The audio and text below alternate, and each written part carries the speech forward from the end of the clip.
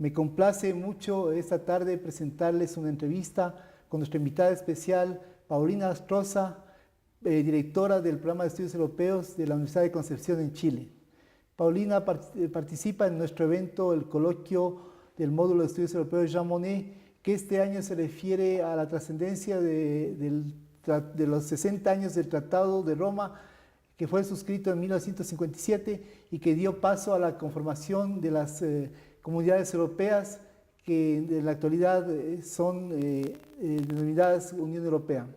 Paulina, bienvenida, qué grato tenerte aquí con nosotros en Quito, en este clima un poco lluvioso, pero igual la alegría de poder contar con tu presencia y sobre todo de que compartas con nosotros tus ideas sobre esa trascendencia que tienen los 60 años del Tratado de Roma en la actualidad, en nuestro medio y en el medio europeo.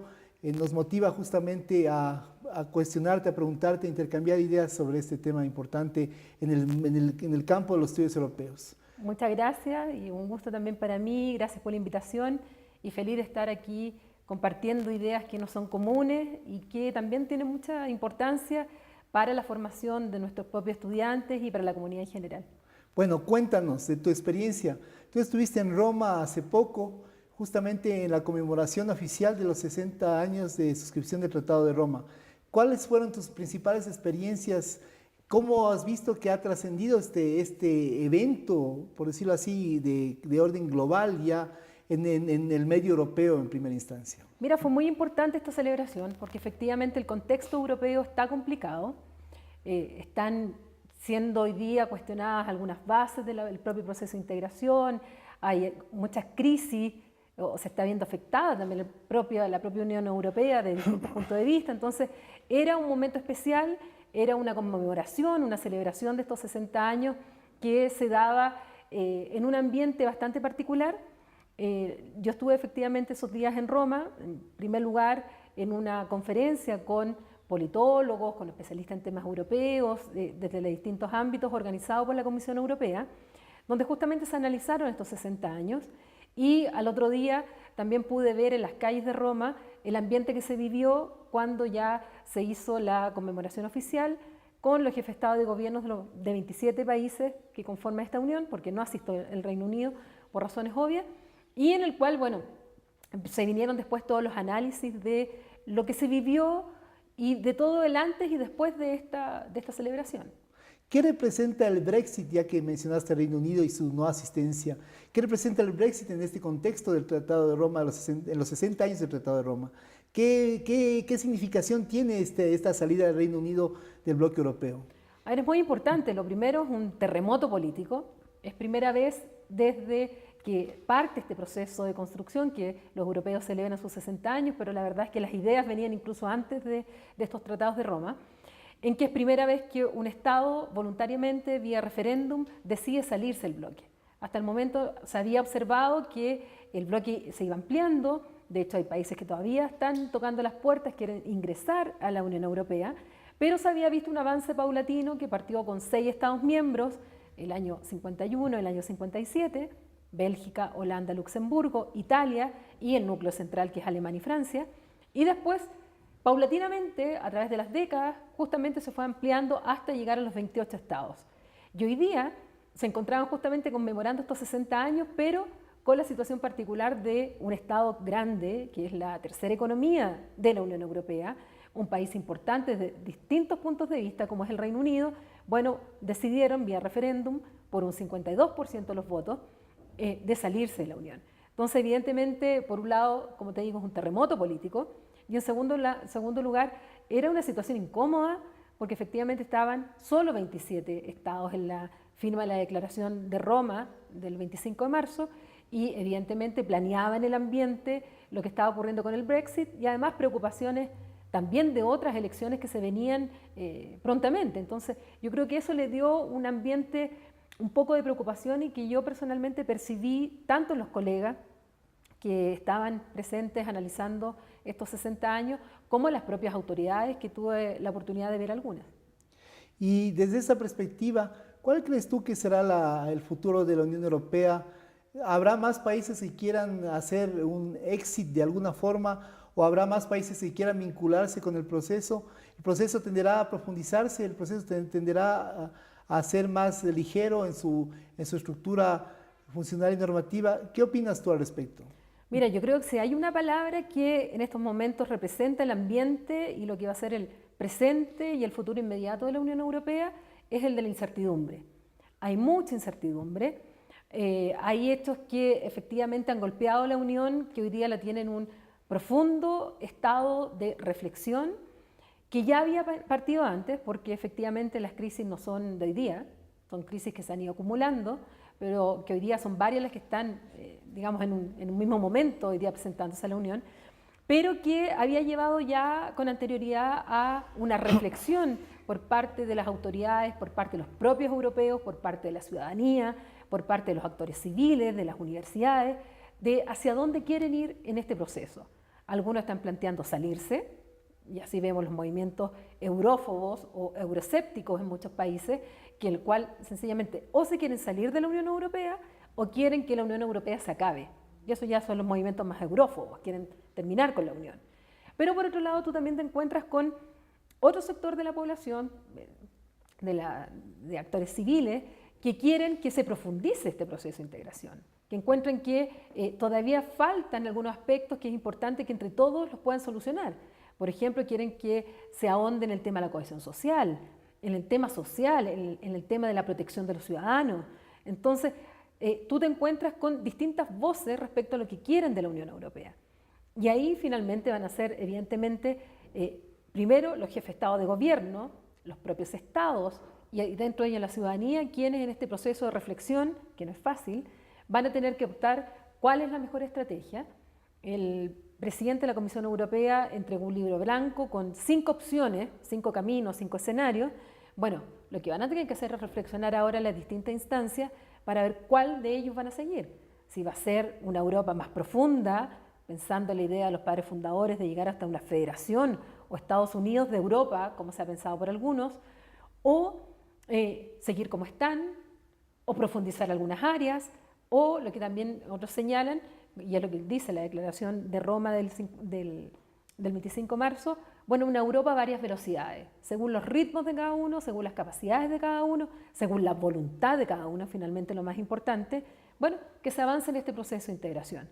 Pero la puerta está abierta, la reflexión y el ambiente de incertidumbre ante eventos que no son tampoco propiamente europeos, también hay eventos internacionales que afectan esta reflexión. Y vamos a ver hacia dónde van finalmente los europeos a decidir qué es su futuro. ¿Y qué trascendencia tiene todo este contexto europeo, esta lógica del tratado que crea las comunidades europeas para nuestra región?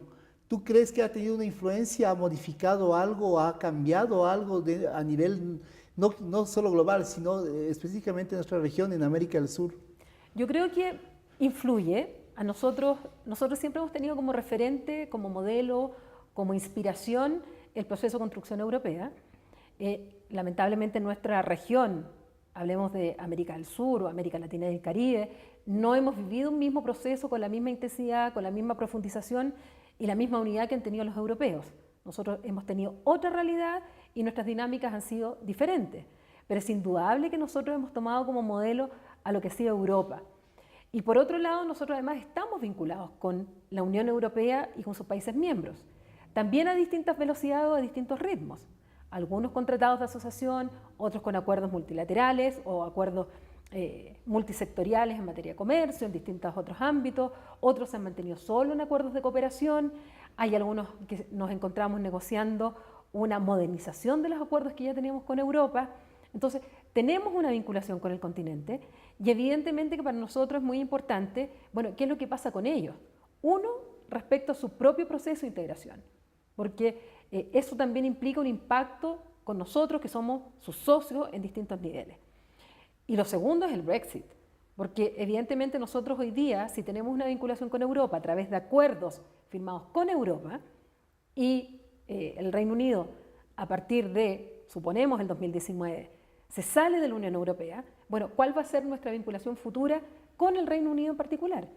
Y esa vinculación va a depender del acuerdo al cual lleguen los 27 Estados miembros con el Reino Unido.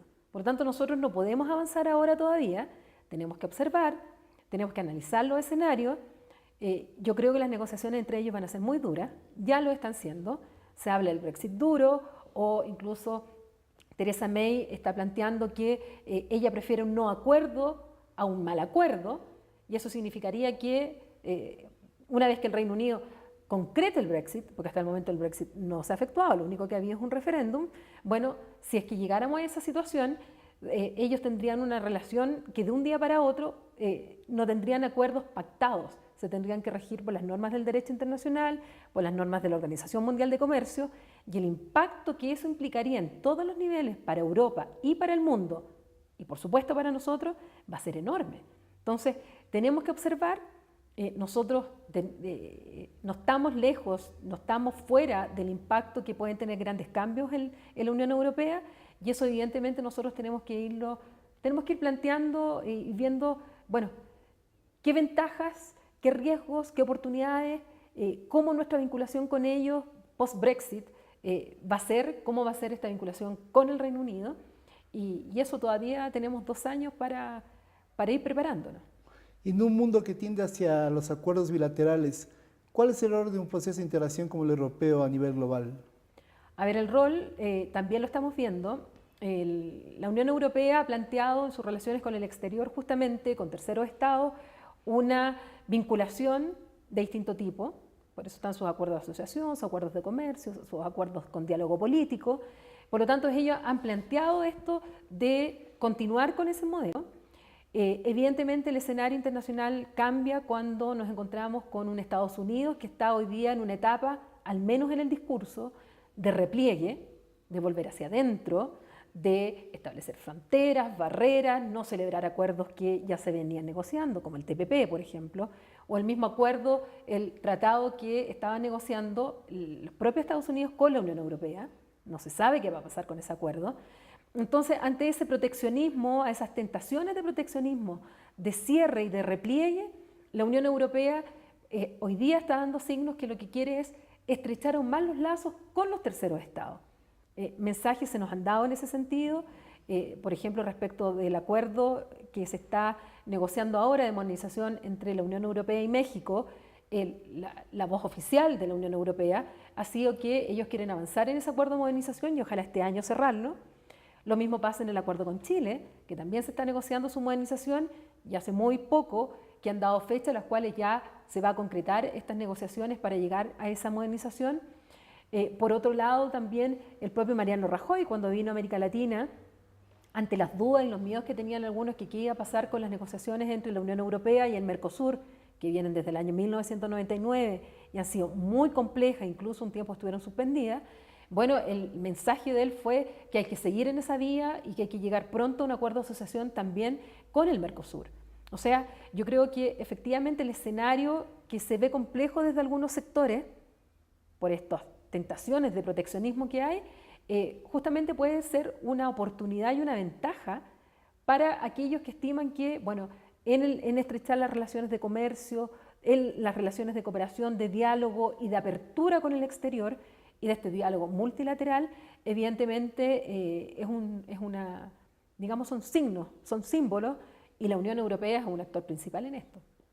Gracias, Paulina. No, gracias a ti nuevamente. Yo creo que este es solo continuar con nuestro trabajo en conjunto, tenemos muchos vínculos en común y por supuesto que tanto para el programa Estudios Europeos como para mí en lo personal es un gusto trabajar contigo y con tu centro.